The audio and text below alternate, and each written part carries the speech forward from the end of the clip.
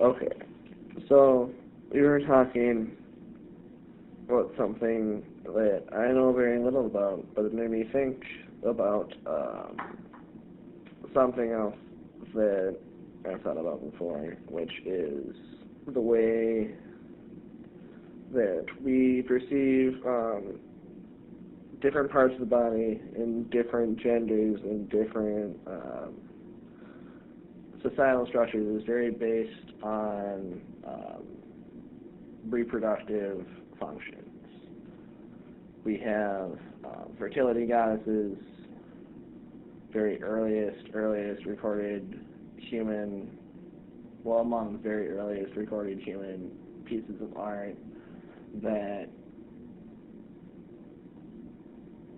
very much emphasize the pieces of the human body that we still emphasize right now. And there has been ups and downs in all sorts of the ways that we view both sexes, well, two of the sexes, and this is very much a function of our cultural conditioning, is what I was saying at one point. We have all the years of, so we have like Paleolithic, early humans, we have very early societies, how we view the female form, how we view the male form, how different societies have intergender individuals or eunuchs or people who have something different than the sexual norm. And these are all conditioned completely by their place in society, where their society has its origins from, and also what is beneficial, or on the opposite end, people are trying to bring it down, like Maleficent, to the ruling norm, because you can look at Chinese emperors. They have eunuchs at the very highest aspects of the bureaucracy, because they knew that they would have no lineage after them to take on any kind of nepotistic places in government. That didn't stop them from doing other things, but still, it's interesting when we're talking about society viewing body parts, viewing sexes, and how that stands with them, and like how people view them. We have Romans doing all sorts of crazy shit, all sorts of crazy shit. We have medieval era with courtly love, but at the same time, many bastards, it was okay for lords to go out whoring, and the ladies would have to sit chaste in their bedchambers spinning wool with. Everybody in Christendom had veils. Everybody in Christendom had veils until, well, I mean, there are people that still wear veils in church, and there are people that did a lot of them up until about 1950 or so. Then they kind of died out. But these show different paths in society and different things that we've learned in the past to put us where we are right now. What we have right now is different than everything that we had in the past, just that every different instance in the past is different than anything else.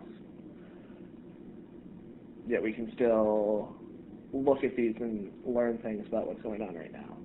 And through that lens, I think that right now,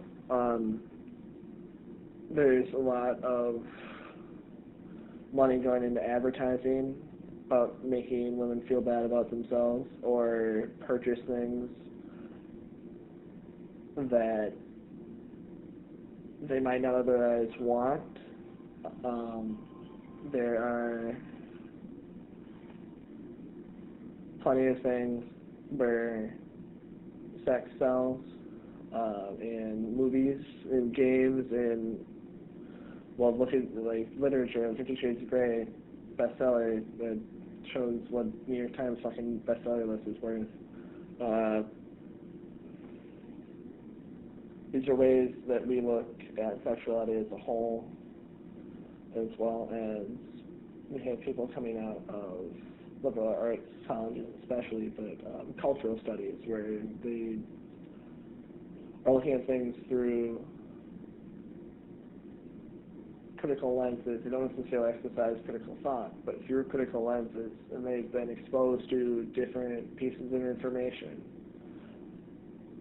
that, I think about Foucault a lot. I've seen a lot of Foucault in cultural studies students things, and he does a lot of historicity, like what that means for where they are right now, or were then. And it's okay, so it's significant because the way that we perceive these things in modern culture stems completely from these same social factors and these historical factors. And so when we look at different societal outbursts by, I'm thinking specifically of radical feminist protests, like in Canada where it's legal to go topless, but they still got pulled over. There's two like girls, and it was just weird. It was like, what are you doing?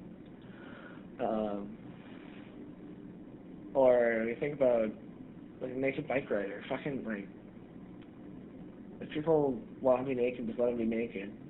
It's not a big deal unless you make it a big deal or they make it a big deal. If they're explicitly sexualizing it, then yeah, that's the thing. But if they're just walking around, it's really fucking hot out, doesn't mean, I don't know, there's a whole lot of other things that go into that too. I don't necessarily want to be serving somebody who is just disgusting, who's naked. Like, that'd be terrible. Like, just, like, doesn't take care of themselves, like, dirty. Like, there are exceptions to the rule in what I think is polite. But all of it comes down to what is polite in human society. And we can look at, like, more recently the Victorians. I joke sometimes about, like, showing my ankle or something because it's just so fucking ridiculous that in a very strict Christian society you had to, well, it's ridiculous to me. It made perfect sense to them and they chose to do it, just as today it makes perfect sense to other people and they choose to do it. Who am I to speak about other people's actions? They can do whatever they want. That's none of my business. Like, they do them, just let me do me. Not that I'm going to run around naked all the time, but I feel like it's a greater infringement on freedom for people, for, like, possession of their bodies than it really needs to be. Because it shouldn't really ever need to be a thing in the first place. So it's definitely a bug that it needs to be.